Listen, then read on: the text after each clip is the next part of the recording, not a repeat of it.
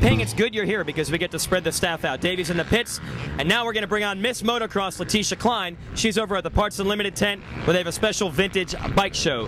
Go, Leticia. Hey, this is Leticia, and I'm here with Rob Vitus in front of some very beautiful bikes. So what's going on here today, Rob? Well, you know, the guys from Parts Unlimited and High Point Raceway wanted to get together and recognize some of the legends of the sport, and we figured what better way than to come to one of the legendary tracks. So last year we had a bike show, went over really big. This year we're filling up. It looks like it's going to be even bigger. So what all do you have going on here today? What are the different classes of bikes you have here? Well, there's so many different bikes that considered, you know, old timers. You got guys from the pre-70s, 1974 and back, and Roger DeCosta and those guys remember them. So those are the vintage bikes. You move it up a little bit, and the suspension got a little bit longer, and the bikes got a little bit bigger, and those are the evolution bikes. We move then into the modern bikes, which are liquid-cooled disc brakes and what we know, and then there's another class for the mini bikes, the Mr. 50s, QA 50s, the ST 90s, something that people grew up on all the way through to where they're at now. That's right. So I'm going to be one of the trophy girls here later on today. Now, how do people vote, and who's voting on the bikes, and how are they judging? Well, you know, it'd be kind of hard for me to say, hey, this is what it was like in 1970, but I get guys like Chuck Sun, Bevo 40, Steve Langston. You never know if Roger's going to stop up or not, Jeff Stanton, Brock Glover, and they all come by, they kind of huddle up, get together, and it's funny, you'll hear them talk about, oh, that one looks good, but man, was it hard to ride or whatever, but they picked the bikes, and last year, everyone went away with the bench racing experience and with some trophies.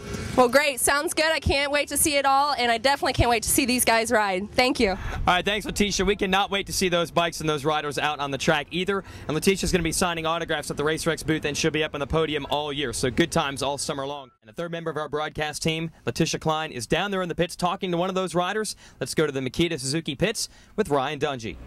So you know I've reached the big time when I'm sitting in a mule and I'm right next to the hottest guy right now in the season, Ryan Dungey, who's a little bit shy right now. But Ryan, so this is your first time here at Southwick. What are you thinking about the track? It looks really good. I just walked the track, and it looks fun. It looks hopefully a good weekend. So you've been with your family lately in Minnesota, and you have 25 acres, and I believe it's a sand track too up there. Have you been doing a lot of practicing, a lot of preparation for this? Yeah, the last 2 weeks we've been getting ready, and been getting some good stuff for it, and just been putting in my time and stuff. So looking forward to this week. Great. So we asked Racer X this week, you know, who would be the next guy to win their first national, and 2 out of 3 people said it was going to be you. Who do you think is going to win it? Definitely, I'd like to win it. I'm really confident with my bike and just my whole schedule I got going with training and everything. So hoping to pull the win off. So. All right, so you've got a great crew behind you. You got Johnny O, you've got DeCosta, you've got Ricky Carmichael, and Ricky's only going to be here for a couple more races. Are you a little bit nervous about losing him? How much of a mentor has Ricky been to you?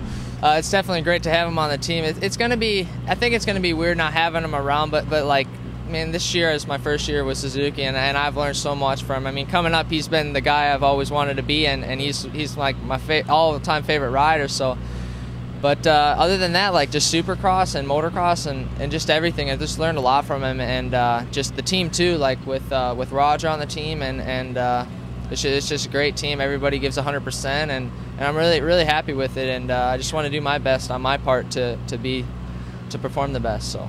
Up to this moment, what's been your greatest memory in racing? What's been your greatest achievement? Probably just winning Supercrosses so far. You know, winning my first Supercross was a big step for me. It was just unreal. You know, I worked so hard to do that, and you know, I continue to work hard. But you know, I really want to win this championship outdoors, and I'm gonna do everything I can to do it. Great. Do you have a girlfriend? No. Are you looking for one? I don't know. One more year.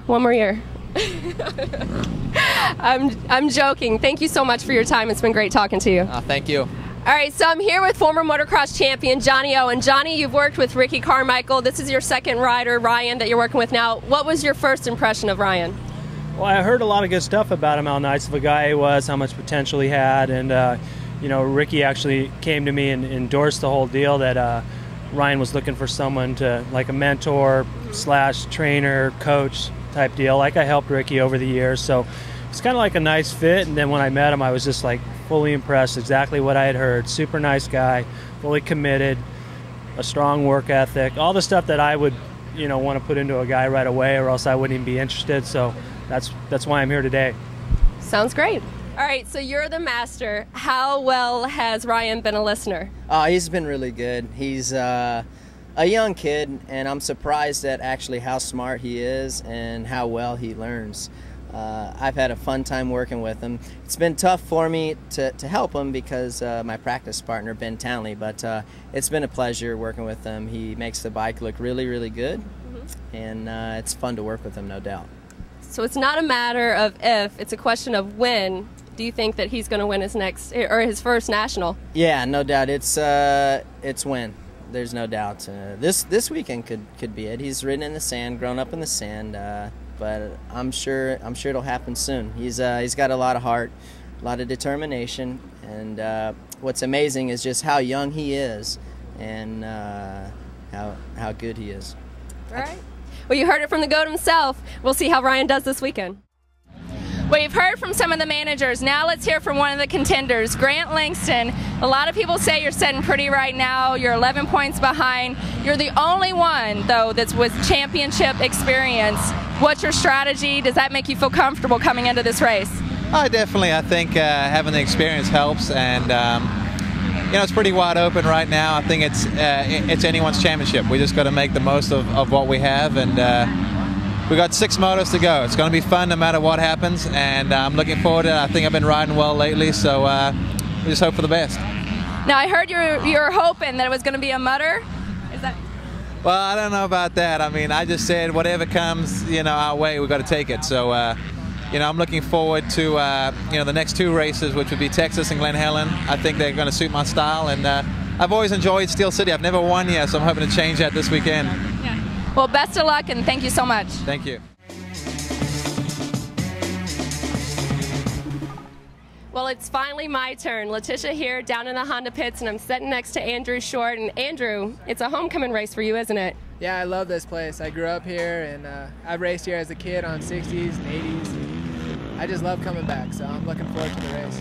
Now, have you been coming back to practice and get used to the height and the acclimation and everything? No, not this year. Every year I've come out before, and they closed down the track this year pretty early, so it didn't really make sense. But we did a little altitude testing before we came with Honda, and I think I'm prepared. And I grew up here, like I said, so I pretty much know what to expect. Now, since you grew up here, how many people have called you, friends, family, old people you haven't talked to in years, wanting tickets? Yeah, there's a few, but my parents handle that, and I'm just pumped to be back and to see all those people. And I don't get to see them very often because we're always so busy racing. And it's awesome to have a race here in Colorado, and racing's pretty big here, and it's cool for all the guys to come see all their heroes on the weekend. Definitely. Now, last week at Unadilla, you said that you had one of the worst races ever, yet you were on the podium. So, how did you feel? Why was it one of the worst races? Yeah, it was just falling apart mentally and getting past, and wasn't riding very strong. But number 7 and number 4 were gone, and so that moves you up 2 positions. But I felt like I had better rides this year. And, I'm also looking forward to this race because I always go fast here in Colorado, and it should be a good race for me. Okay. Now, you haven't gotten a win yet on a 450, and overall, are you looking to do that this weekend? That'd be a pretty big jump for me to beat number 7, but obviously we'll all line up on the gate, and that's our goal. And I was pretty pumped on being on the podium last weekend. That was our first for me for an overall, and I had a good second moto, finishing second. So I'd just like to build on that and keep having fun. Well, we wish you the best of luck. Thank you so much. Thank you. All right, let's check out some WMA highlights. All right, hang on. We're trying to wrap up this show. The track isn't as muddy as it was earlier, but Leticia Cline doing the driving. It's still pretty gnarly out here. Oh, it's so gnarly right now. Foot to the floor. I'm flooring it. We're going. All right, thanks to Monster for the rig that we're abusing right now, and all the tractor work they're doing here to disc up the start. We're ruining that. But Leticia, the track isn't as muddy as it was before practice, as we're getting stuck right now. No, it's not as muddy. Thank God, because if it was, we'd be pushing right now. I'm trying to look for like a 4-wheel drive switch or something like that.